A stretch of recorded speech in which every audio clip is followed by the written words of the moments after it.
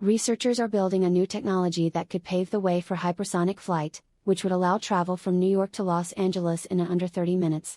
The technology harnesses the power of an oblique detonation wave, which they formed by using an angled ramp inside the reaction chamber to create a detonation-inducing shock wave for propulsion.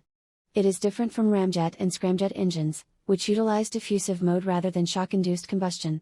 While the short duration of the detonation, often occurring for only micro or milliseconds, made them impractical for use in propulsion, the researchers discovered a way to stabilize the detonation by creating a special hypersonic reaction chamber.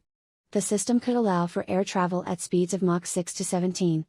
In addition to faster air travel, the technology could also be used in rockets for space missions to make them lighter by requiring less fuel, travel farther, and burn more cleanly.